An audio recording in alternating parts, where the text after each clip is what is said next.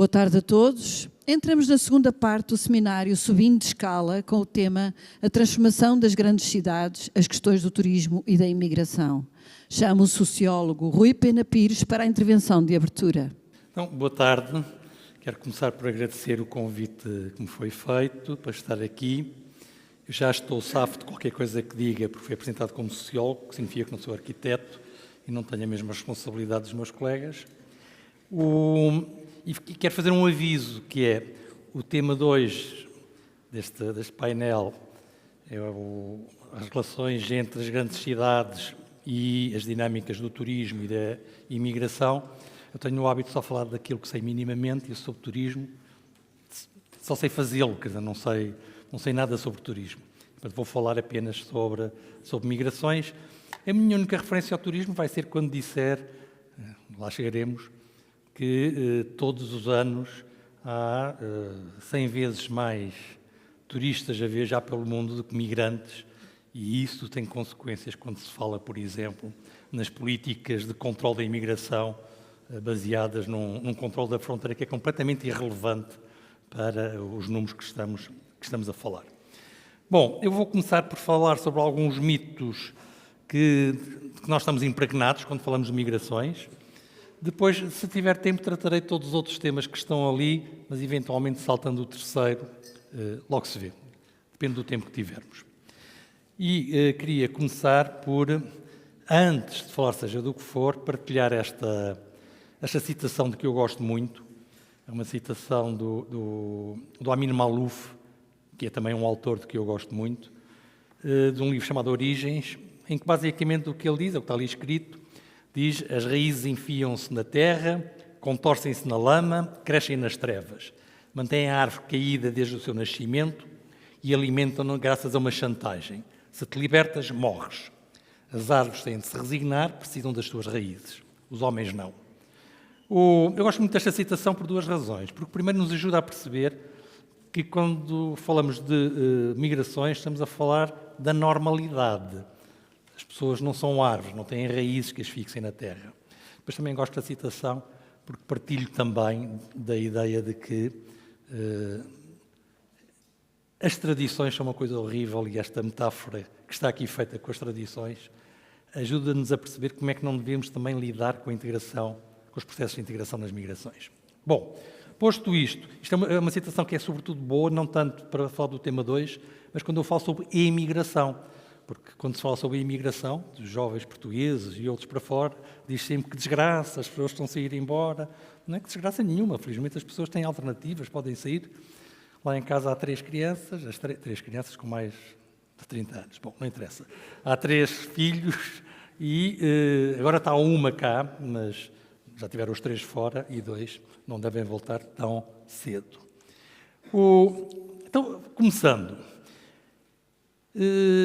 O livro que mais se usa em qualquer universidade, em qualquer parte do mundo, para estudar migrações, nomeadamente nas ciências sociais, é um livro chamado The Age of Migration, a Era das Migrações. E este título remete para uma percepção mais ou menos generalizada, que não é defendida no livro, mas é a percepção de que nós vivemos em tempos em que as migrações são vastas, são enormes e têm consequências um pouco descontroladas. Acontece que não é bem assim. Não é bem assim. Nós hoje temos menos migrações em termos relativos, isto é, em proporção da população do mundo, do que tivemos na chamada primeira globalização, que terminou com a Primeira Guerra Mundial, quando houve as grandes migrações da Europa, por exemplo, para o continente americano.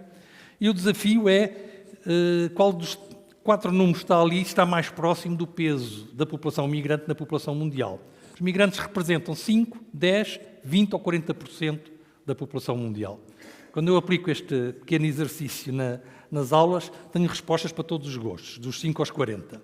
E a resposta é 5 é o que se aproxima, porque nem sequer chega a 5% a percentagem de imigrantes no mundo. As pessoas que vivem fora do país em que nasceram representam 3,7%, 3,8% da população mundial. Portanto, primeiro ponto, as migrações são vastas, mas tenhamos alguma cautela. São, apesar de tudo, uma resposta minoritária às desigualdades mundiais e às aspirações que as pessoas têm para mudar de vida.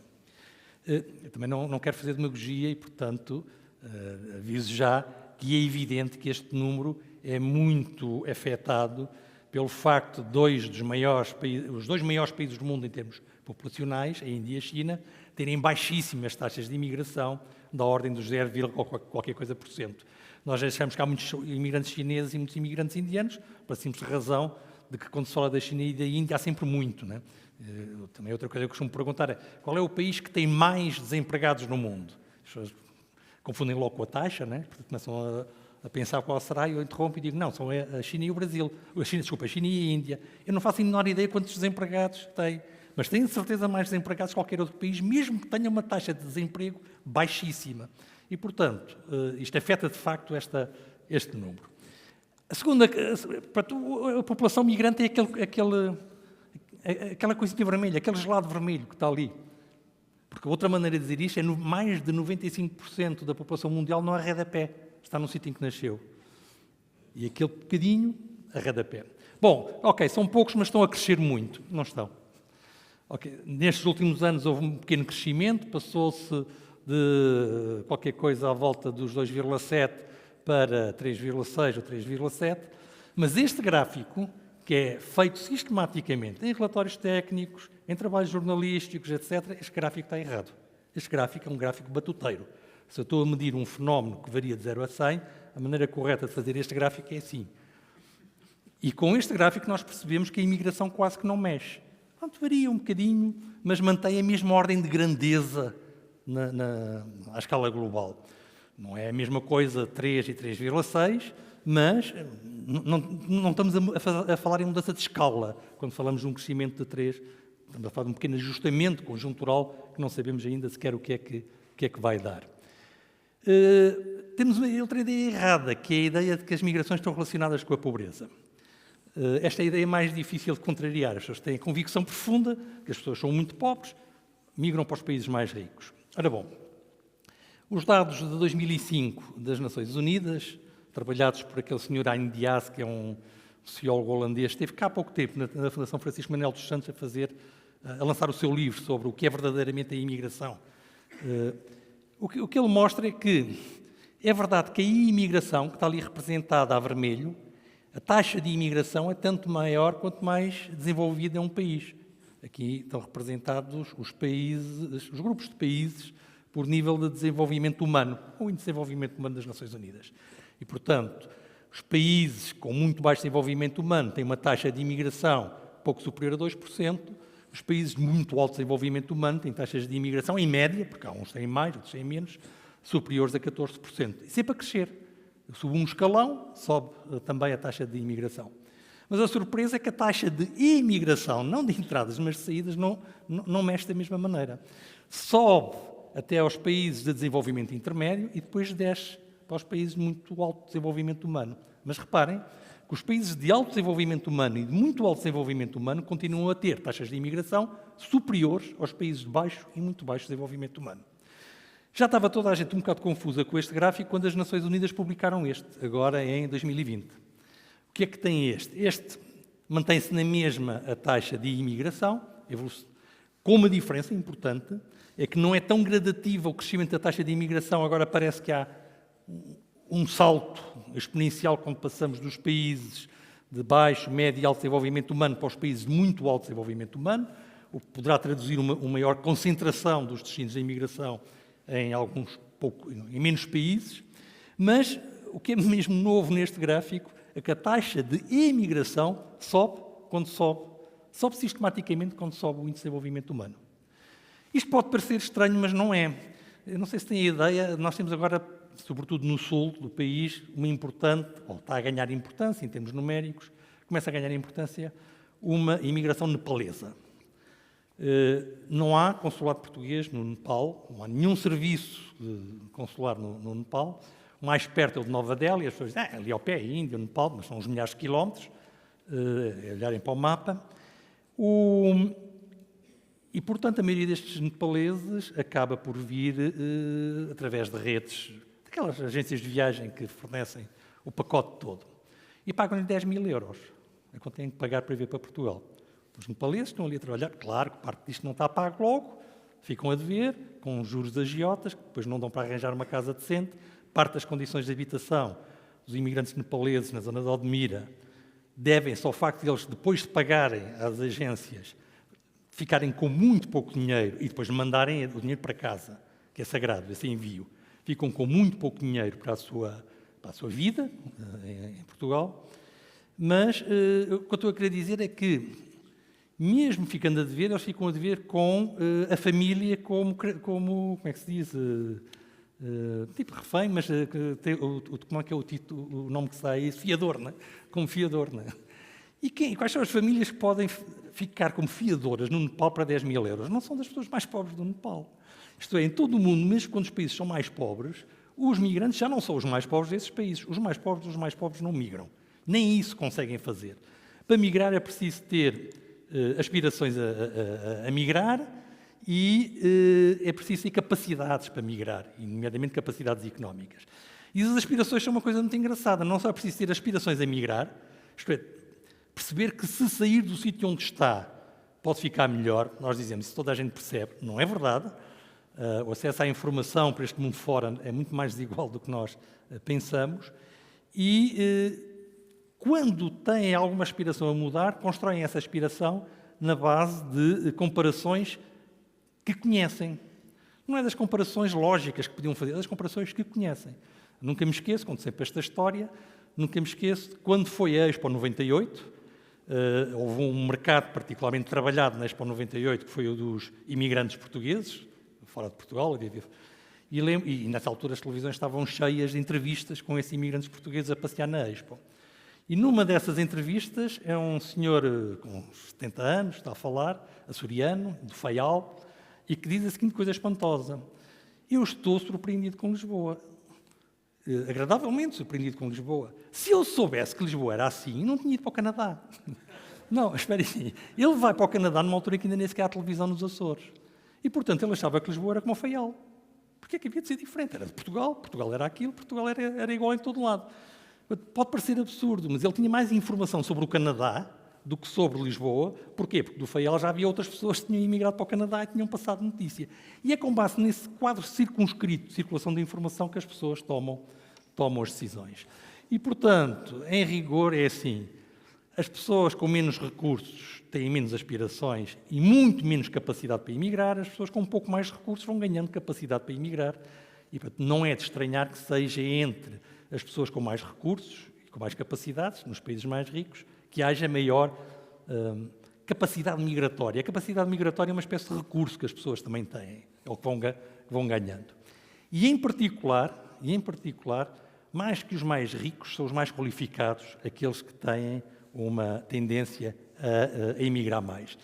Por várias razões, nomeadamente porque falaremos disso mais à frente, mas porque são pessoas que têm muito mais acesso à informação, que estão integradas em mercados de trabalho mais transnacionalizados, que são objeto de processos de recrutamento a partir de fora e por aí adiante. Antes, porém, de continuar por aí adiante, tentar só perceber o que é que são migrações, né? Migrações são um tipo de mobilidade social, mobilidade espacial. Há muitos tipos de mobilidade espacial. Estão ali recenseados alguns: a mobilidade residencial, a mobilidade pendular, as viagens de trabalho, familiares, o turismo, as migrações, o nomadismo. O que é que distingue as migrações entre todas as modalidades? E destas modalidades, é o turismo e não as migrações que têm fluxos anuais mais fortes. Os fluxos anuais de turismo são, no mínimo, 100 vezes superiores aos fluxos migratórios. Não depois em estoque. Em estoque é diferente, como os fluxos migratórios vão deixando enquanto que o turismo vai e vem, o estoque cresce muito mais rapidamente. Se eu quiser perceber o que são migrações, é muito simples. Migrações são mobilidades espaciais que envolvem a integração no país de destino. Isto é, que envolvem uma permanência que não é possível de garantir se o migrante tiver, em relação ao mundo à sua volta, a mesma atitude que tem um turista. Não pode, tem que fazer parte minimamente do sítio em que está a viver. Quanto mais não seja para ir ao hospital, para ir tratar dos documentos, tem que fazer minimamente parte do sítio em que está. E, nesse sentido, a questão da integração dos migrantes é endémica, porque faz parte da própria definição de migração. Há migração quando há uma deslocação que envolve um processo de integração. E é por isso que em todos os manuais da Sociologia das Migrações há sempre dois temas, que são os fluxos e a integração. E quando se estudam, por exemplo, estatísticas sobre migração, há sempre dois tipos de estatística, os fluxos e os estoques. Os estoques, na prática, é o que remete para o problema da integração. E estão organizadas assim em todas as estatísticas de todas as migrações. Há migrações campo-cidade, há migrações de vários tipos. A migração implica uma deslocação que envolve um problema de integração, porque envolve a passagem de um sistema social para outro. Pronto, eu já mudei muitas vezes de residência em Lisboa, não posso chamar isso uma migração. Estou no âmbito do mesmo sistema socioespacial. Mas se eu for do campo para a cidade, sim. E nós falamos em migrações internas, em migrações campo-cidade, por essa razão. Há umas que são particularmente importantes, e é daquelas que nós estamos a falar quando, por exemplo, falamos daqueles 3% de migrantes. São as migrações internacionais, em que as pessoas atravessam uma fronteira. Porque se estamos a falar de migrações internas, este número já seria um número completamente diferente. Por exemplo, só na China, internamente, migrantes que se deslocam entre províncias são tantos como os migrantes internacionais no mundo. E com uma pequena particularidade. Os migrantes internos na China têm menos direitos que os migrantes de todo o mundo nos países em que vivem. Por exemplo, um migrante interno na China, quando atravessa a fronteira de uma província, perde o acesso a toda a prestação de bens públicos. Os filhos têm que ir para a escola privada, têm que consumir a saúde privada. Há uma exceção que é Xangai, mas é uma exceção cínica. Os miúdos podem ir para a escola pública e eles vão para as vias técnicas, não podem ir para as vias de acesso à universidade.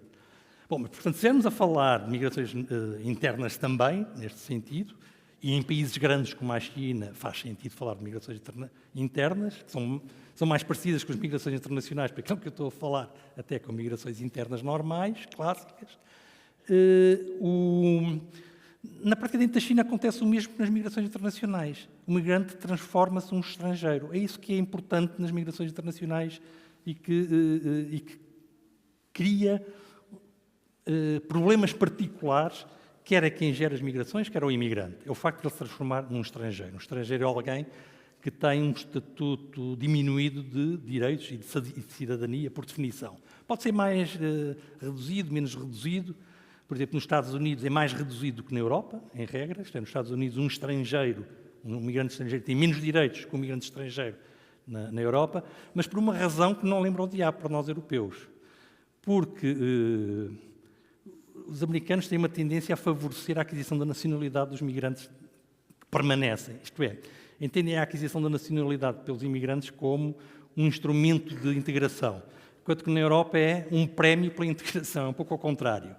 E há coisas muito engraçadas, como o facto do Barack Obama e o John McCain, aquele senador republicano que morreu há pouco tempo, do Arizona, quando eram os dois senadores, a terem apresentado no Congresso um projeto de lei, que não sei depois o que é que lhe aconteceu, para reduzir ainda mais os direitos dos imigrantes estrangeiros, com o objetivo declarado, proclamado, que é para ver se eles se naturalizam, para ver se são americanos. Não, a lógica é um bocadinho contrário, nós temos que perceber que essas diferenças não significam necessariamente mais discriminação ou menos discriminação, porque depende qual é a lógica dessa relação. Mas, de qualquer forma, migrante transforma-se em estrangeiro quando cruza uma fronteira internacional, mas não fica sempre estrangeiro. Por exemplo, as notícias têm sido na imprensa que dão conta de uma alteração do padrão das migrações em Portugal, porque estaria a diminuir a imigração dos PALOP e, portanto, estaríamos a ficar com muitos falantes do português e de pessoas do nosso espaço civilizacional e outras tretas do género, e teriam a crescer outras imigrações. É uma estatística falsa, porque é uma estatística construída não com base nos dados sobre onde é que os migrantes nasceram, mas sim com base nos dados sobre a nacionalidade das pessoas que vivem em Portugal. E 2/3 dos imigrantes, ou mais, dos imigrantes dos PALOP, que é uma imigração antiga, têm todos a nacionalidade portuguesa e, portanto, desapareceram das estatísticas de estrangeiros. Portanto, não houve mudança no padrão. O que houve foi uma mudança no estatuto jurídico do imigrante, que depois induz em erro se uma pessoa utiliza a estatística errada para avaliar o problema. Então, é um problema que nós temos sempre de ter atenção. Muitas das discussões que há hoje sobre o impacto das migrações na sociedade portuguesa resultam de estar a ser... temos uma visão distorcida sobre a imigração porque temos taxas de naturalização muito diferentes. Por exemplo, a maior taxa de naturalização é entre os imigrantes africanos dos PALOP. É muito baixa na União Europeia, Porquê? Porque a União Europeia é um espaço em que o estatuto de estrangeiro é um estatuto mitigado, os imigrantes estrangeiros não são bem estrangeiros, não há a redução de direitos que há de migrantes de países terceiros, e é quase nula nas novas migrações asiáticas, até por razão muito simples, que não têm ainda o tempo necessário para se candidatarem à aquisição da nacionalidade. Portanto, atenção na análise das estatísticas para não ficarmos... Eu vou saltar esta parte, porque é que há e não há migrações, mas basicamente se nós quisermos resolver o problema de porque é que as pessoas migram tão pouco, porque essa é a verdadeira pergunta. A verdadeira pergunta que qualquer pessoa que estude migrações tem que fazer não é porque é que há migrações. Porque o pressuposto é, o mundo é desigual, e se as pessoas mudarem dos países menos desenvolvidos para os mais desenvolvidos ficam melhor, a pergunta é porque é que ainda não fecharam a porta em muitos países. O outro não fechou a porta. Porque é que imigram tão poucos? Essa é a verdadeira pergunta que nós temos que fazer. E quando percebemos porque é que migram tão poucos, percebemos porque é que nos casos migram muito e nos casos migram pouco. E as pessoas, basicamente, migram pouco porque, para além de não terem recursos, a maioria da população, para o fazer, porque a imigração tem custos, quer dizer, tem custos de insegurança, de desrotinização, que nós não sabemos nunca medir. Como é que eu comparo? Vou aumentar o meu salário 3 vezes, mas não conheço ninguém, não tenho lá família e sinto não sei o quê, sozinho. Como é que eu faço o saldo disto? Ninguém sabe fazer. Não é um problema de os sociólogos não saberem fazer este saldo. Ninguém sabe fazer, o próprio ator não sabe fazer. E, portanto, não sabendo fazer, não se mexe, né? A indecisão leva maioritariamente a ficar. Quando é que isto se altera? Altera-se quando a imigração tem menos custos. E tem menos custos quando já há imigração. É uma espécie de ouvir a galinha. Isto é, quando há imigração, já tenho o meu primo, o meu amigo, o meu vizinho, etc., a viver noutro sítio, que me diz, vem. E é importante o funcionamento destas redes interpessoais, porque um dos problemas que nós estamos a ter neste momento em Portugal com a imigração é o facto de haver um peso que nunca houve no passado de redes de intermediários, como no caso dos nepaleses, a trazer migrantes. Se nós olharmos para as estatísticas em Portugal, há uma correlação quase perfeita entre a evolução da taxa de emprego e desemprego e os números de entrada de estrangeiros em Portugal e de saída de portugueses para fora. É quase perfeita. Está a começar a não ser tão perfeita agora. Porquê? Porque quando são as redes familiares não dizem só vem com o resto do emprego. Também dizem, agora não venhas, que agora não há emprego para ninguém. Até eu estou aflito, aguenta aí mais um bocado. As redes não dizem isso, as redes têm um negócio por cada pessoa que trouxerem. Portanto, a dependência das redes é um problema complicado e é um problema que resulta no essencial do facto de, em Portugal, não haver concessão de vistos. Vamos falar disso mais à frente. Bom, os migrantes vêm por várias razões, porque querem, porque são recrutados, e as migrações começam sempre associadas a um acontecimento qualquer, uma guerra, uma revolução, uma grande crise económica, qualquer coisa que espoleta a migração e que depois vai continuando a mexer-se sozinha. Uma vez, e aqui começamos a entrar na parte que nos interessa para a discussão sobre a cidade. Uma vez fixados, há dinâmicas de integração. Às vezes as pessoas não gostam muito da palavra integração, não sei porquê. Integrar na sociologia tem uma história longa, desde que há sociologia que se usa a palavra integração para falar de várias coisas, e é sempre a mesma coisa, é como é que se constrói tudo a partir das partes. Foram buscar isto à química, não foi assim em nenhum sítio muito normativo. Não? Como é que se faz o todo a partir das partes? Ou traduzido de outra maneira, como é que se criam sentimentos de pertença comum entre pessoas com origens muito diferentes? É isto que significa integrar. Integrar não significa homogeneizar. Aliás, é das coisas mais malucas que eu conheço, é dizer, então, mas agora os imigrantes têm que ficar parecidos com a sociedade de destino. E eu pergunto sempre, mas parecidos com quem? Comigo? Com o Zé? Com quem? As nossas sociedades são sociedades heterogéneas, portanto, não faz sentido a questão. Se estivéssemos a falar de um todo homogéneo ou todo homogéneo, podia-se ficar parecido ou não parecido. No mundo atual isso não existe como problema. Agora, há formas diferentes, de facto, de construir a pertença.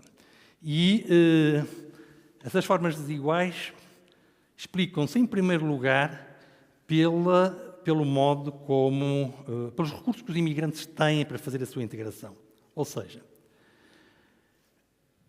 a desigualdade entre os migrantes é importante não só para perceber porque é que uns migram mais do que outros, porque é que os mais qualificados migram mais que os menos qualificados, mas também é importante para perceber de que modo é que os imigrantes podem construir a sua integração na sociedade de destino.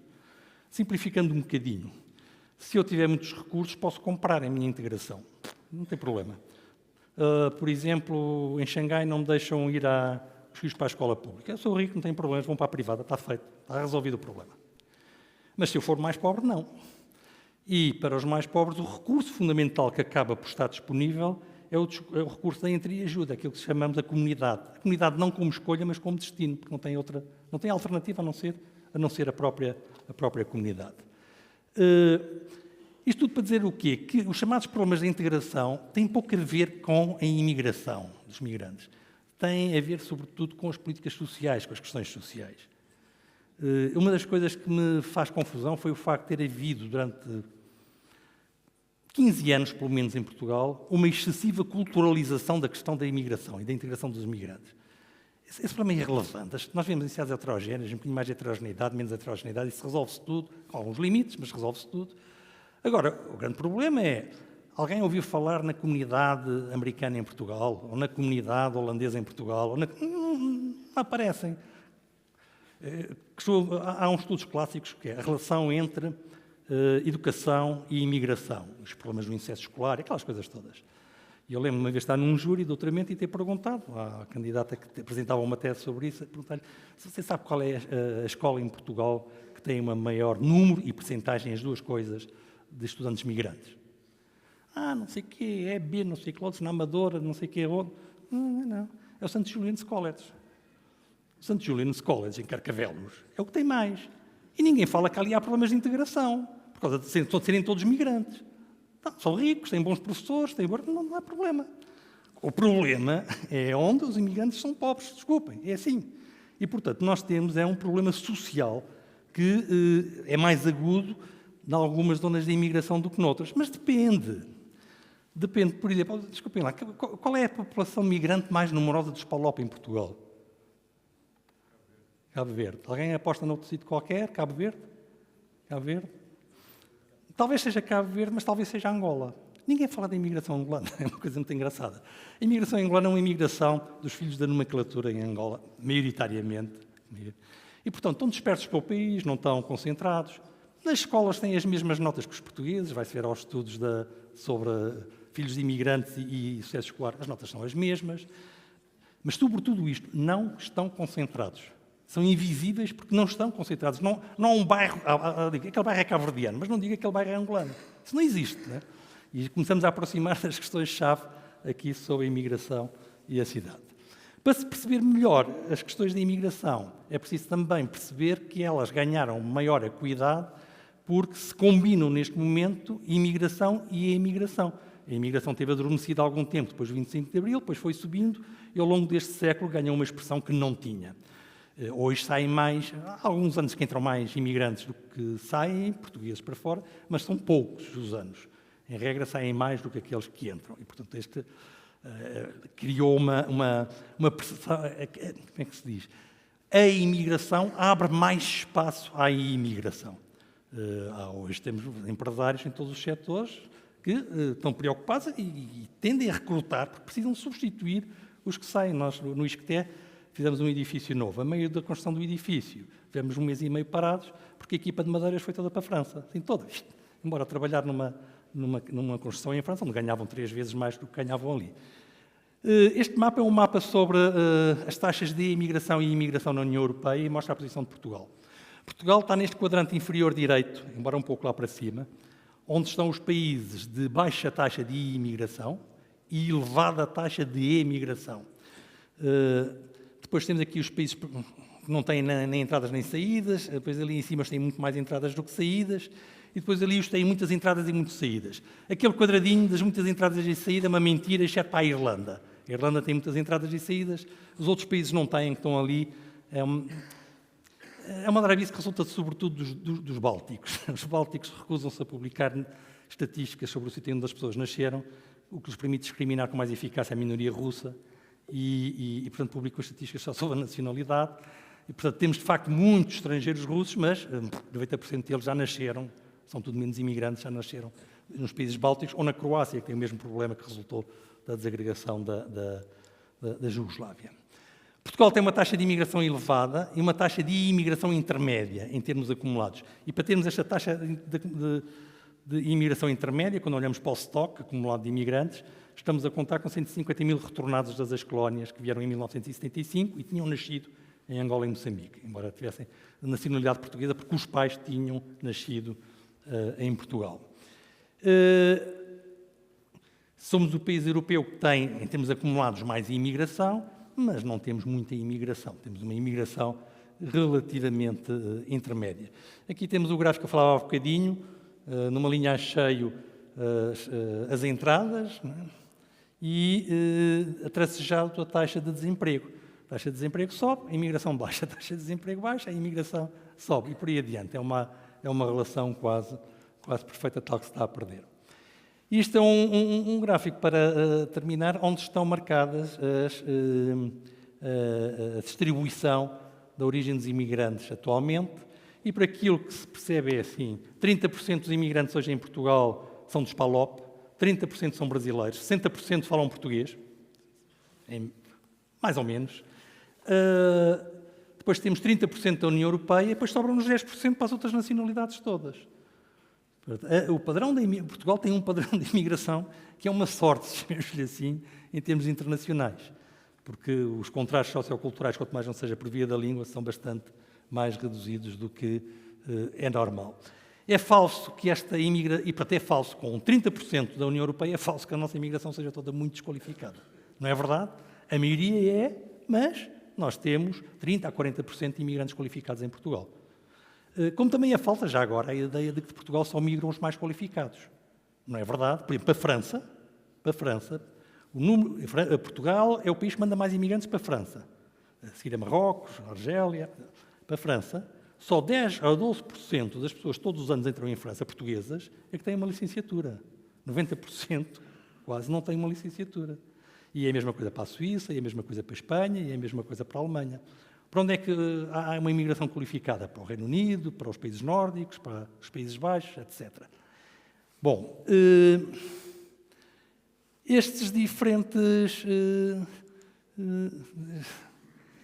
esta diferente imigração tem, no entanto, histórias diferentes, não é? Porque a imigração europeia é uma imigração que não tem problemas de legalização, de legalidade envolvidos, mas as outras têm. E têm por uma razão que nunca se diz. Toda a gente fala sobre as portas escancaradas. Portugal tem as portas tão fechadas, que passa 2 a 3 mil vistos de trabalho por ano, que é um absurdo. 2 a 3 mil vistos de trabalho por ano é só simples. É o número de pessoas que entravam em Portugal por ano antes do 25 de Abril, quando toda a gente diz, olhando para os números, não havia imigração em Portugal antes do 25 de Abril. E são os vistos que se passam. E aquela linha vermelha que está ali é a explosão que houve quando o mercado de trabalho começou a procurar mais pessoas, se continuam a passar 2, 3 mil vistos e as pessoas entraram sem papéis. Portanto, querem resolver o problema dos sem papéis, da indocumentação? É fácil. Passem vistos. Convém para isso adequar a rede consular à realidade da imigração hoje. O Nepal não tem consulado, o Bangladesh não tem consulado, há vários países que hoje são países de origem de imigração que não têm consulado. Agora, aqui começam mesmo os problemas. Porque esta imigração irregular, que é no essencial uma imigração pobre, pouco qualificada, vai precisar mais do que nunca de se juntar, de se congregar, de mecanismos de entreajuda para poder construir a sua integração em Portugal. E é uma integração que se faz, basicamente, nas grandes cidades. Quer a nossa imigração, quer a nossa imigração está, como sem surpresa nenhuma, muito concentrada nas grandes cidades dos destinos ou da origem. Os portugueses que vão para o Reino Unido, 36% vão para Londres. Não é? O número de britânicos que residem em Londres é de 11%, que é só 11% dos britânicos que estão em Londres, mas 36% dos portugueses no Reino Unido estão em Londres. É a mesma coisa aqui. 28% dos portugueses vivem na área metropolitana de Lisboa, de acordo com o censo de 2020. 44% das pessoas nascidas fora de Portugal, ou seja, dos imigrantes, vivem na área metropolitana de Lisboa. E isso significa que há uma maior concentração. Bom, e esta maior concentração é que levanta os problemas, e levanta problemas diferentes. Os problemas levantados pela imigração são diferentes, consoante estamos a falar de imigrantes indocumentados, com poucas qualificações, com poucos recursos económicos, ou se estamos a falar de imigrantes que podem pôr os filhos no St. Julian's College. São problemas completamente diferentes. E, no caso dos imigrantes com menos recursos, O grande problema da integração que existe e que depois está na origem de muitos, da construção da imigração como uma ameaça e como um grande problema, o grande problema da concentração residencial.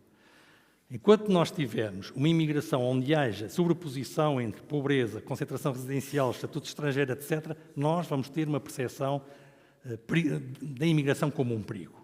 Aconteceu em todos os países, aconteceu em França, que tem este tipo de segregação residencial muito forte, e está a acontecer em Portugal também. Em Portugal, mesmo quando se fizeram coisas boas, criaram-se problemas, não é? Uma coisa boa que se fez em Portugal foi o plano de erradicação de barracas. As pessoas já não se lembram, mas foi uma política boa. E foi tão boa quanto isto. Foi a primeira política pública que eu conheço que cumpriu o princípio constitucional da igualdade de direitos entre nacionais e estrangeiros que está inscrito na Constituição. A Constituição diz: o que vigora é o princípio da igualdade, exceto nos domínios em que a Constituição diz que não são os mesmos. E é basicamente os direitos políticos.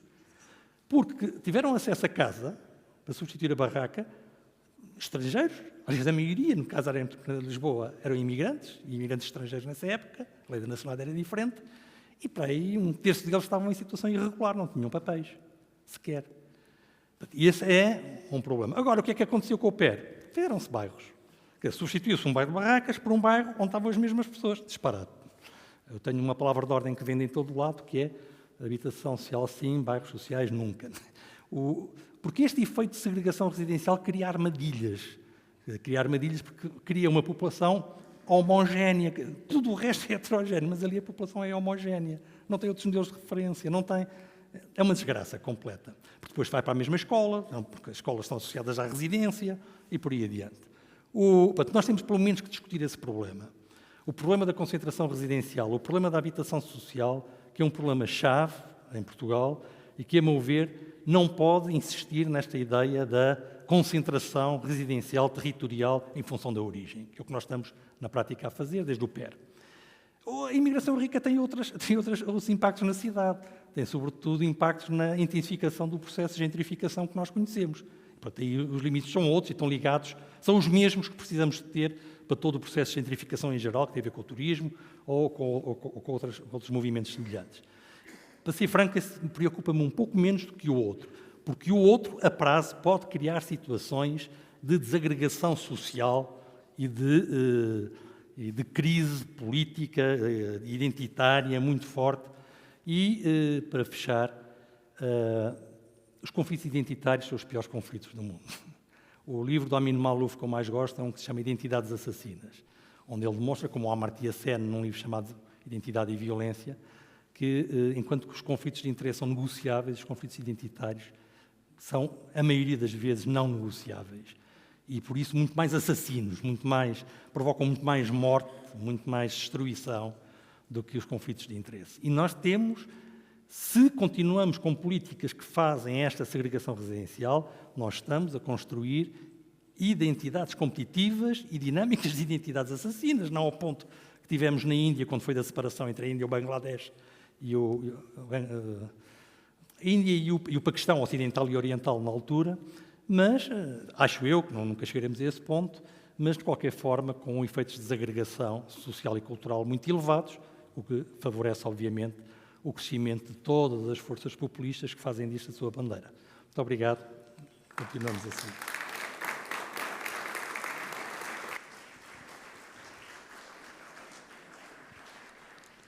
Peço para se juntarem a Rui Pena Pires, Cristina Cisa Vieira, Paulo Martins Barata e o jornalista Amílcar Correia, que assegura a moderação.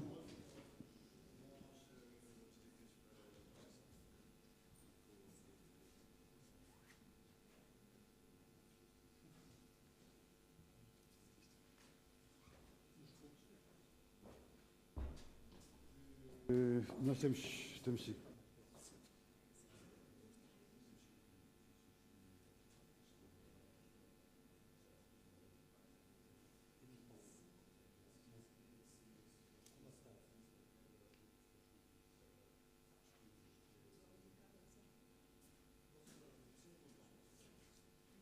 Posso?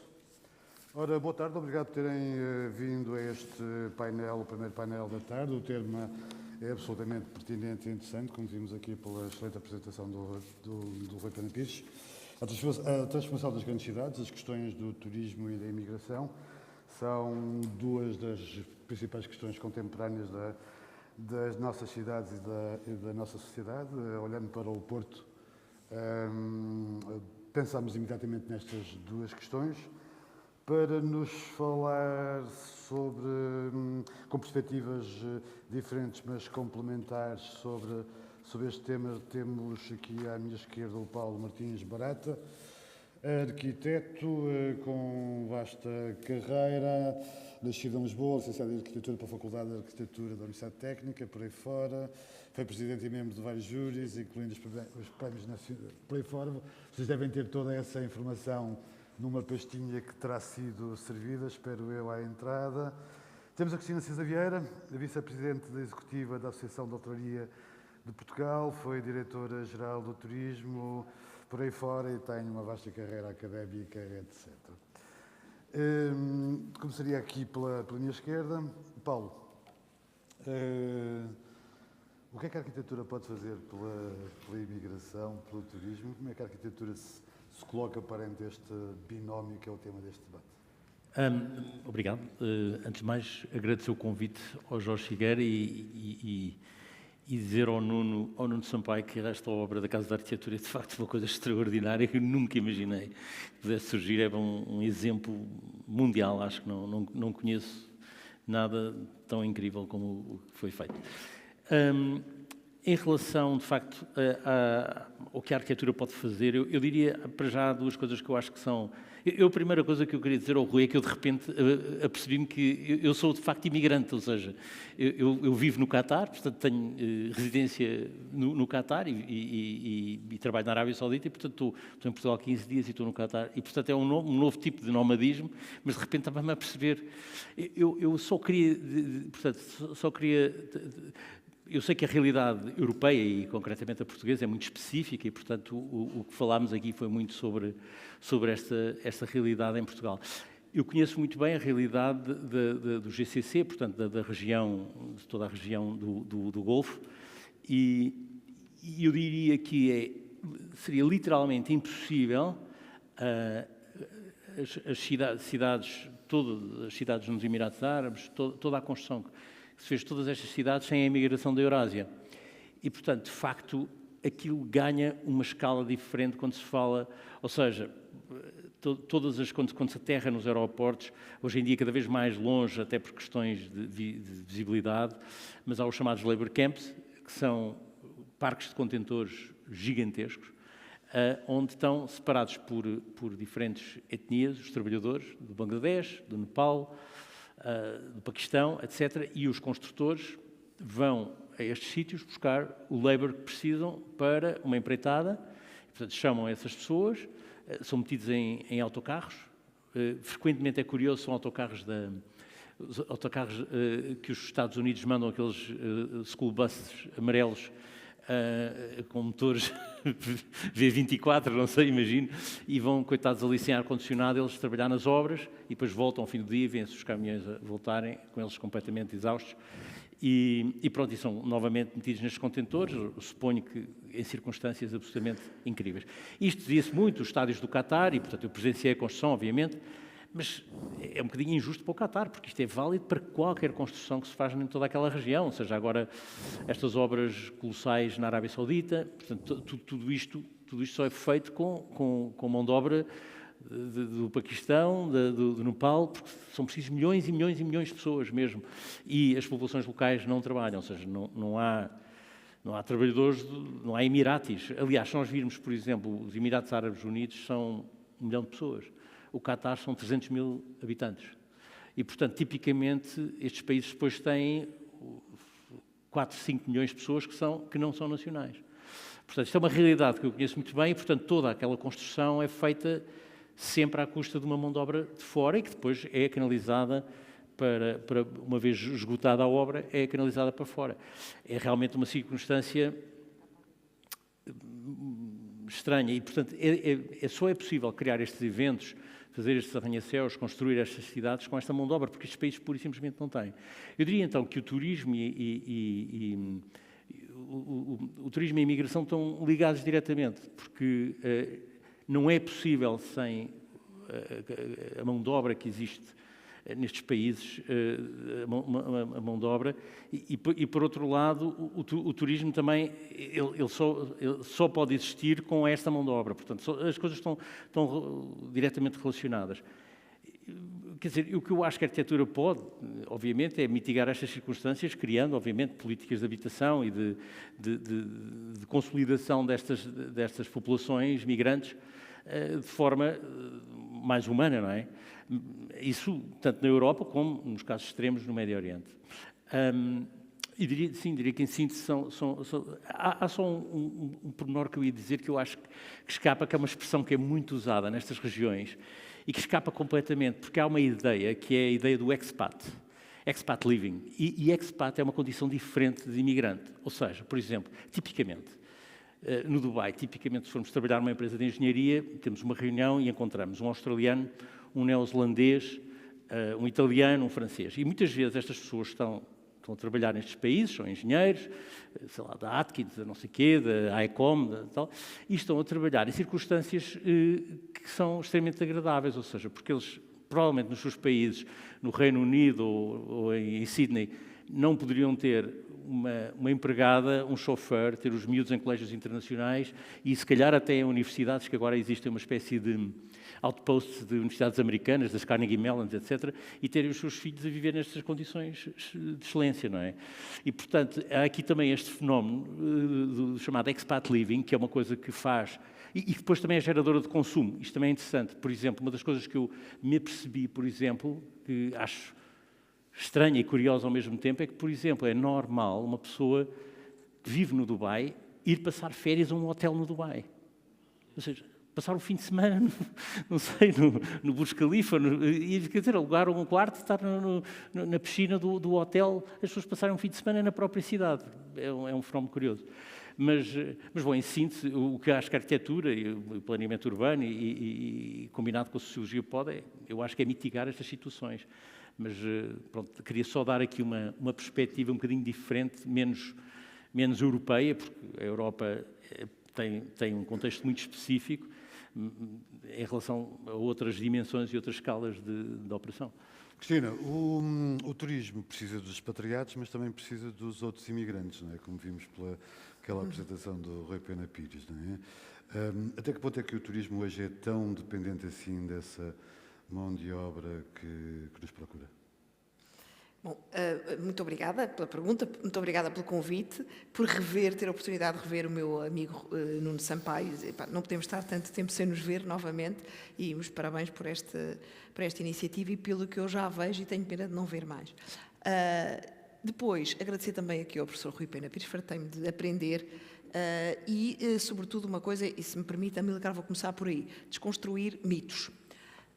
E um deles até vem no convite que me foi feito para estar aqui presente, porque se diz qualquer coisa como, neste momento Portugal vê-se confrontado com o turismo de massas e o que isso poderá acarretar. Vamos cá identificar e tratar de conceitos. De todo, Portugal não tem turismo de massas. Turismo de massas é um turismo concentrado no tempo e no espaço, pouco qualificado e que deixa pouca receita. Não é de todo o caso de Portugal. Se houve alguns pontos que se dizia no Algarve que existiram, sobretudo logo ali até muito, se quiserem, a seguir ao movimento de retornados da África, à liberdade e à expansão de rendimentos que veio ali imediatamente a seguir ao 25 de Abril e que permitiu uma democratização do acesso ao turismo e a alguns polos muito concentrados que cresceram muito rapidamente, tipo quase Torre de Molinos, pouco qualificada, mas não é de todo isto que acontece em Portugal. Só para terem uma ideia, o crescimento das receitas turísticas tem sido o dobro do crescimento dos hóspedes e dormidas. Portanto, nós temos, obviamente, crescido em riqueza. Quando se diz que o peso que o turismo tem nas exportações e na balança de pagamentos, só nas exportações de serviços, são 50% do valor total das exportações. Quando dizemos que pesa 12%, conta-se até ao turismo, no PIB nacional, que o ano passado fechámos o ano com 25 mil milhões de receitas turísticas, estamos muito próximo daquilo que eram as estimativas para 2027, estamos a dar nota que isto não é, obviamente, um turismo de massas. Claro que Portugal tem tido uma procura crescente, fruto também se quiserem, de uma promoção muito bem feita, pública ou privada, até pelo turismo de Portugal. Lembram-se daquelas campanhas, com certeza, nos Estados Unidos, etc. E neste momento o mercado estadunidense é o terceiro maior mercado emissor para Portugal, o primeiro em Lisboa, e, portanto, temos efetivamente crescido em valor. Outra coisa que é importante dar nota: turista, para efeitos de estatísticas internacionais, são as pessoas que se deslocam para fora do seu sítio de residência habitual, seja por motivos de trabalho, lazer, saúde, estudo, etc., por período inferior a 1 ano. Isto são turistas para efeitos de estatísticas internacionais. E outro mito que também era preciso dar nota, eu acho que isto vale imensa pena dizer. Só para terem uma ideia, vou usar alguns números que o Presidente Rui Moreira usou e outros que vêm do INE e dos censos. No Porto, cidade, residem 249 mil pessoas, movimentos pendulares 140 mil, sem abrigo, sem teto e sem casa 597. Temos um total diário entre pendulares e residentes, e aqueles poucos, que ainda são poucos, sem abrigo, 389.600. Dizia o Presidente Rui Moreira que tínhamos qualquer coisa como 14 mil turistas dia. Eu estive a fazer as minhas contas também, de 5,8 milhões de dormidas que o Porto registrou em 2023, dá 16 mil dia. 16 mil dia, ou 14 mil, de acordo com o Rui Moreira, mas pronto, pouco interessa. Reparem, é entre 3,5% e 4% da população dia no Porto. O Estádio do Dragão tem 50 mil. Eu gosto de comparar assim. O Estádio do Dragão dá para 50 mil pessoas. Turistas são 14 ou 16 mil. E no total dos 389.600 representam o que representam. Falemos em Lisboa. Lisboa tem 548 mil residentes, 380 mil pendulares, 3.378 sem abrigo, 3.378... Enfim, claro que temos aqui sem teto e sem casa, não é bem tudo a mesma coisa, mas falemos de 930 mil pessoas por dia que estão em Lisboa. Entre os pendulares, portanto, os que procuram Lisboa para estudar e trabalhar, etc. Turistas, temos 30 a 40 mil por dia. Estádio do Benfica, 65 mil. Portanto, temos, mesmo que consideremos 40 mil pessoas por dia, estamos mais uma vez a falar de 4% da população que são turistas em Lisboa. Portanto, atenção a estes mitos de que estamos carregados, etc. O que é que temos? Temos os turistas concentrados em 4 freguesias em Lisboa e também em 4 freguesias no Porto, sobretudo na zona histórica. E, portanto, esta concentração, mais estes movimentos todos de pessoas que trabalham, que estudam, que não têm abrigo, etc., daí o quê? Não estamos a falar de overtourism. Eu digo que as cidades estão overcrowded. Têm, de facto, pontos de sufoco e sobrelotação. E isto não vai parar. Nós já sabemos, dados das Nações Unidas, hoje vivem 50 e tal por cento, 56, creio eu, da população mundial em cidades. Em 2030 serão 68%. Dados também, agora, da Organização Mundial do Turismo, um movimento de turistas internacionais, sobretudo quando Índia, e depois o volume que o professor falava, Índia chegar aqui, nós vamos ter 1,8 mil milhões de turistas a chegar e a andar pelo mundo inteiro. O principal destino do mundo é Europa. E dentro da Europa, cidades. E, portanto, não vamos poder parar o vento com as mãos. As pessoas vêm para cidades viver, vêm porque procuram melhores condições de segurança, de acesso ao trabalho, em primeiro lugar, etc, etc. E também não vamos poder parar o movimento das pessoas que, tendo dinheiro, querem viajar. Portanto, a questão é gestão de fluxos turísticos. Como é que nós gerimos este volume, esta mole de gente que está... Como é que podemos fazer isso para evitar essa sensação de ramblas, não é? De concentração, de maior visibilidade? E de atrito, porque nós temos uma relação realmente cada vez mais abrasiva, porque há fenómenos sociais que também não estão a ser bem endossados, desde logo o da habitação, e que levam a este fenómeno. Só a adesão de... deixa-me usar, porque eu vim a semana passada ver aqui as bruxas de Salem, recomendo imenso, no São João, de histeria coletiva, de culpar o outro, de dizer, então isto é o turismo. E não é. O turismo é um fenómeno menor no meio dos problemas todos com que a Europa se confronta. Mas, Amílcar, eu tinha estado há pouco, à hora do almoço, também a dizer que não é através das taxas turísticas. A taxa turística é agora um instrumento banal, em Portugal banalíssimo, não há sítio que não acho que deva ter taxas turísticas, E as taxas servem diversos fins. Por exemplo, em Amsterdão, é a taxa turística mais cara da Europa, a taxa de séjour, não é? Portanto, uma taxa que é 12,5% do preço do hotel. Se pensarem que um hotel em Amsterdão, um hotel de 4 estrelas, tem um preço médio de 200 euros, 12,5% é, portanto, 30 euros por pessoa, por noite. Portanto, um quarto passa a custar 260 euros. Porque, diz Amsterdão começou por dizer, porque nós não queremos tantos turistas e, portanto, queremos usar a taxa como um elemento dissuasor.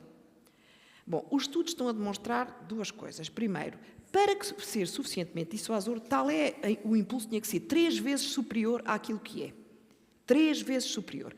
E com isso acarretaria que as pessoas passavam a ir ficando nas cidades à volta de Amsterdão e continuariam a carregar diariamente Amsterdão. Portanto, Amsterdão perdia a receita da taxa porque as pessoas iam dormir para fora, sem perder a pegada e a carga que os turistas deixam. O que se está neste momento a dizer é a taxa não é o instrumento certo para gerir fluxos. Por outro lado, o outro ponto é, será que nós de facto devemos usar apenas o instrumento do custo para travar a entrada? É justo, é democrático que, lá está, falemos em Amsterdão, só as pessoas com muito dinheiro tenham a hipótese de ir ver a casa da Anne Frank?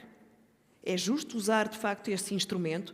E a conclusão é, não é. Portanto, a questão é gerir no tempo e no espaço os fluxos turísticos que temos. A mesma coisa com a carga nos aeroportos, com a carga nos equipamentos culturais. Portanto, a questão, eu acredito que a inteligência artificial e com uma boa gestão digital e cada vez melhor e maior acesso da população a estes instrumentos permita, de facto, equilibrar um pouco melhor isto, ter bilhética integrada. Você não tem, a Torre dos Clérigos está cheíssima, vá para não sei onde. Haver, de facto, aqui, eu se quero ir, lá está, à casa da Anne Frank, ou se quero ir ao Quai Branly, ou um outro sítio qualquer, eu tenho que comprar online e arrisco, como ao Museu do Vaticano, etc., a ter que esperar. Portanto, esta gestão dos fluxos turísticos acompanhada de um correto trabalho, de criar condições para, de facto, e já agora a sua pergunta, para os imigrantes poderem cá estar, porque eu digo isto, tenho dito muitas vezes, o turismo, e nós todos, devemos agradecer aos imigrantes que temos. Muito obrigado aos imigrantes que temos, porque se não fossem os imigrantes, que são entre 25% a 30% dos trabalhadores no turismo, são imigrantes. Mas não é só isso. Nós todos sabemos que temos nós senhoras, os cabeleireiros, as manicures, as massagistas são brasileiros. E, portanto, os trabalhadores da construção civil são brasileiros. E eu costumo também dizer, no outro dia, por acaso, o Ministro das Finanças disse uma coisa interessante, que é, estes trabalhadores que vêm para cá trabalhar no turismo e que vêm servir fazendo funções que os portugueses já não fazem, tal como iam para a Suíça, para a França, para a Inglaterra e para o Luxemburgo então nem se fala, não é? Em que qualquer trabalhador de mesa, qualquer pessoa que estivesse no housekeeping era portuguesa, porque realmente não fomos roubar trabalhos qualificados, estes que vêm para cá também. Mas não são qualificados academicamente, mas são qualificados, porque há qualificações específicas para trabalhar no housekeeping, para trabalhar nas copas, para servir à mesa. E, portanto, precisamos a expressão é esta mesmo, integrar e formar os imigrantes e dar-lhes condições de vida. E, portanto, nós sem eles não vivemos, mas, de facto, se não os integrarmos e não os formarmos, também não conseguimos prestar bom serviço. Isso é inequívoco. E não prestando bom serviço, não conseguimos crescer em valor e em preço. Porque, obviamente, um turista americano que paga muito bem, eu recomendo que vejam os dados, por exemplo, dos consumos e dos gastos em cartões de crédito estrangeiro aqui no Porto. Eu tenho, também são demasiados números. É, de facto, espantoso a riqueza que deixam, e não é só na hotelaria. Este mercado americano ainda não chegou com toda a força ao Porto, vai chegar, e é um mercado que nos apetece ter. Mas pagam muito, mas querem um serviço também bom. E, obviamente, há muitos bons imigrantes, nós temos é que os integrar e formar, porque, obviamente, não faz sentido que não falem português, já não estamos a falar numa aculturação ou o que seja, mas têm que conhecer os costumes, têm que, se eu lhe pergunto, o prato da casa é bacalhau, bacalhau à brás já farta, mas pronto, tripas à moda do Porto, têm que saber dizer o que é que são tripas à moda do Porto. O bom serviço e a experiência do turismo é isto também. Nós todos, quando vamos lá fora, quando viajamos, e temos todos esta Wanderlust, esta vontade de viajar, também queremos conhecer o diferente e saber ser bem recomendados. Portanto, precisamos dos imigrantes, repito, muito obrigado aos imigrantes que cá temos, são 25% a 30% da força do turismo, que tem um peso gigante na nossa economia e, de facto, não podemos criticar aquilo que Deus nos deu, de alguma maneira. Ou seja, nós temos uma riqueza imensa no país que temos, cultural, patrimonial, gastronómica, humana. Façamos destes talentos, recursos. E para fazer destes talentos recursos não podemos nem ter esta relação abrasiva com as populações, nem as populações olharem tipo com Barcelona, não é? Que eu não sei se não é um fenómeno mais de órgãos de comunicação social, que também publicitam muito isto. Lamento, mas acho que isto de facto, hoje há muitos opinion leaders que dizem... Eu de facto, eu sou uma apaixonada pelo turismo e há 30 anos que trabalho no turismo e de facto não consigo conceber como é que nós não nos orgulhamos dos ativos que temos. Portanto, o que temos que saber fazer é integrar pessoas, sejam turistas, sejam imigrantes, para fazer do nosso país um país bom para viver e para se trabalhar. Sim, essa intervenção levanta várias questões. Por um lado, o iraniano que joga no Dragão tem um estatuto diferente do iraniano que trabalha num hotel na Ribeira. Por outro lado, fica-se com a ideia também que a gestão destes fluxos do turismo e da transformação das cidades tem ficado a cargo da Ryanair ou da Trivago ou do Booking, não é? Paulo, até que ponto é que é possível, por exemplo, partindo do princípio de que os turistas estão concentrados e estão em 3 ou 4 freguesias das principais cidades, se não é possível olhar para o mapa do ponto de vista urbano e deslocar a abertura de novos hotéis, de novos equipamentos, evitando que o centro histórico seja uma espécie de nova Disneylândia, tentando criar polos de cidade policêntrica, não é? As maiores cidades, elas são policêntricas, não é? Cidades como Paris, Londres, elas têm mesmo na periferia, têm atrativos, não é? Do ponto de vista urbanístico, deixamos a cidade entregue a este novo fluxo económico, que é, por um lado, o turismo e, por outro lado, também a especulação imobiliária, e pegando ali numa expressão do Rui Pena Pires, quando se refere à imigração de portas escancaradas, quase que se pode dizer o mesmo para a especulação imobiliária, não é? Sim, e por causa disso é um tema interessantíssimo, é uma provocação que eu já agora gostava de fazer aqui ao Rui, que é o seguinte, falou que a gentrificação criava um problema na habitação, no acesso à habitação. E eu tenho dúvidas que o principal problema do acesso à habitação, principalmente em zonas históricas, ou em zonas históricas em particular, seja justamente a imigração não qualificada. Porque é muito mais fácil alugar, e temos visto casos terríveis, alugar um apartamento para 8 ou 9 pessoas do que para um alemão ou um francês que quer ficar num apartamento T3 e que se calhar não consegue pagar o que pagariam 8 ou 10 pessoas. Este tema da gentrificação é de facto um tema forte. Eu quero lembrar só uma história que acho interessante, porque eu acho que Portugal tem uma dificuldade em captar investimento estrangeiro brutal. Vou dar um exemplo. Alta de Lisboa. Há um terreno disponível na Alta de Lisboa, portanto, habitação, classe média, just what the doctor ordered. Portanto, aquilo que o pessoal precisa, habitação, classe média. Está disponível um macro-lote com, salvo erro, 200 mil metros quadrados de construção. Não há comprador. Não há comprador, não há investidor. Quando se fala num prédiozinho de 20 milhões, 8 milhões, 30 milhões, mas o que é que existem compradores. O que é que faz nesse caso? É a dimensão? Eu não sei, eu acho há imensos exemplos, mas, por exemplo, uma coisa que os meus colegas arquitetos todos sabem é que nós vemos concursos na Suíça de edifícios de habitação enormes e na Holanda e na Bélgica, quarteirões inteiros, e nós vemos esses concursos de arquitetura e quem é que são os promotores. São concursos interessantes, normalmente são concursos muito bem feitos, com júris, com tudo, e são concursos de habitação pública, até pública, privada, mas com custos controlados ou com várias modalidades. Mas o que é interessante é que o investidor é privado. Portanto, o chamado build to rent, construir para arrendar. Portugal, eu só vejo escrito de habitação pública. Porquê? Porque ninguém lhes passa pela cabeça que um privado vai construir para arrendar. Não existe em Portugal. Deem-me um exemplo de alguém que constrói para arrendar. É raríssimo. Raríssimo. Porquê? Porque a lei do arrendamento em Portugal muda de 3 em 3 anos. Eu imagino que na Suíça deva ter uma estabilidade, década para década deve mudar uma vírgula na legislação. E, portanto, os investidores não investem. Portanto, há muita dificuldade portanto, só contamos com o esforço público para a habitação. Mais nada, porque não há nenhum privado. Como nós vemos as grandes seguradoras e resseguradoras suíças, a Swiss Re, não sei o quê, constroem um bloco de habitação normal para pessoas, ou até residências universitárias. Cá em Portugal é impensável. Nós mudamos tanto e todos o emaranhado e surge uma nova lei. E os grandes fundos querem, acima de tudo, estabilidade e querem rentabilidades muito certas, não vão estar na disponibilidade de serem informados, olha, by the way, agora em Portugal mudou a rentabilidade, então vocês estavam a pensar que iam ter 5%, não, agora vão ter 4,2%. Mas o que é que nós vamos dizer aos nossos pensionistas e aos nossos coisas? Portanto, nós mudamos tantas coisas que nós não conseguimos captar investimento estrangeiro. Agora, a história que eu queria contar é muito curiosa. Exatamente, mas Cristina, é verdade, mas tens a não é Vanguarda, para... tens o Miguel Saraiva a construir um paísinho Não, quentes. mas não é E nessa tens quantidade. Em termos comparativos, realmente, se nós formos ver, não se conseguem levantar. É o que eu digo. Há um terreno na Alta de Lisboa, enormíssimo, infraestruturado, com infraestruturas à porta, pronto para se construir, habitação de classe média, ninguém lhe pega.